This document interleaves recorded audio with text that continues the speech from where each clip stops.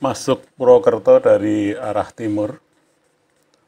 Yang akan kita jumpai pertama kali seperti menyambut kedatangan kita adalah adanya patung kuda. Patung kuda dengan seorang penunggang, dan setelah dekat baru kita ketahui bahwa itu adalah monumen Jenderal Gatot Subroto.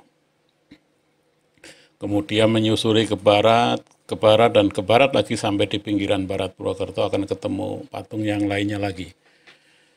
Dan ada juga tugu maupun hal ikonik lainnya di Purwokerto. Yang jadi persoalan adalah banyak generasi muda atau bukan orang Purwokerto, atau tidak semua orang memiliki minat untuk melakukan penelusuran lebih jauh.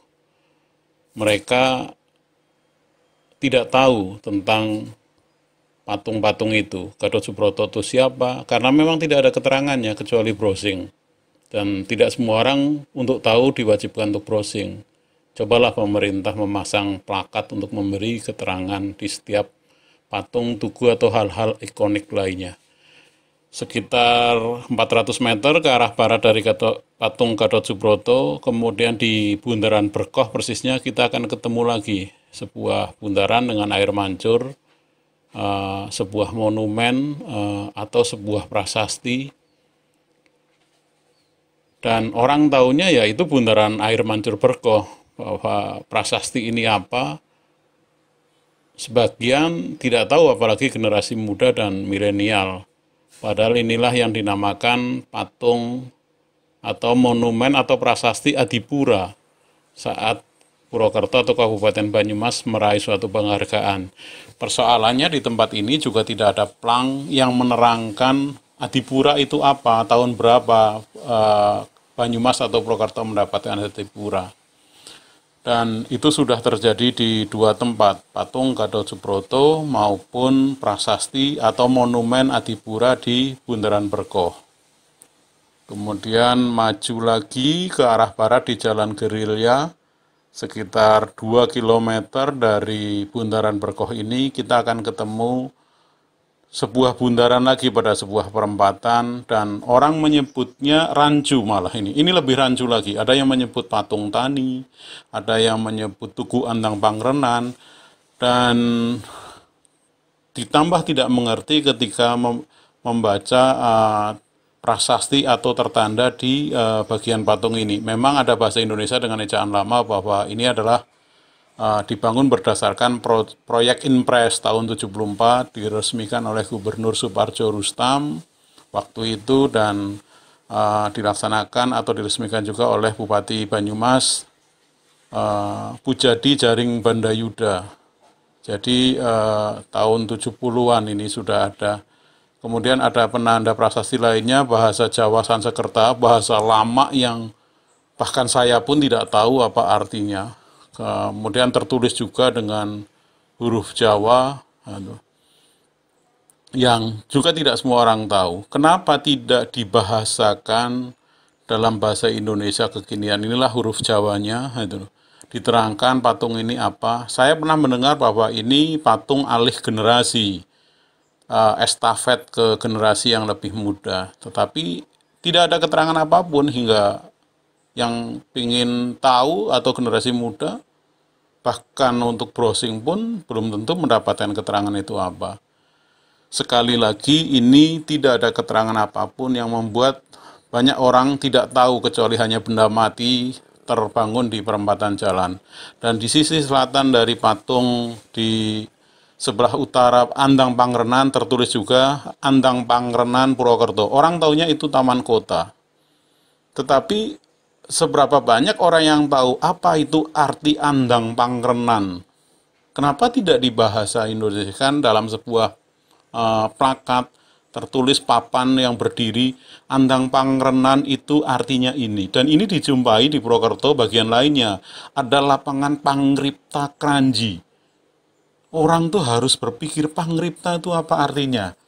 Kemudian sampai di ujung barat Purwokerto, persisnya di sebelah barat Pasar Karanglewas, ada Museum Panglima Besar TNI Jenderal Sudirman. Ini lebih mudah dipahami karena museum.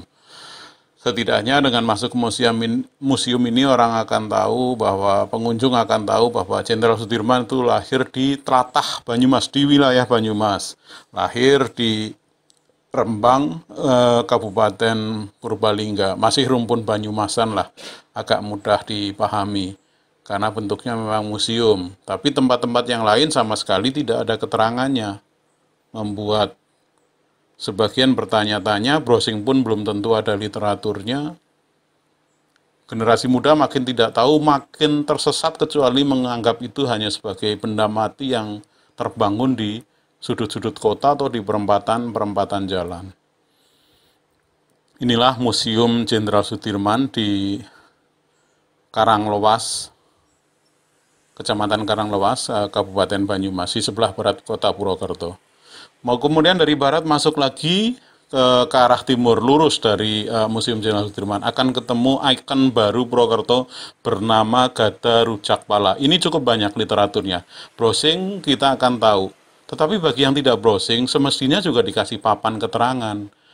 Gada Rujak Pala itu apa? Walaupun orang Purwokerto latah, mungkin karena minder menggunakan A atau ngapaknya.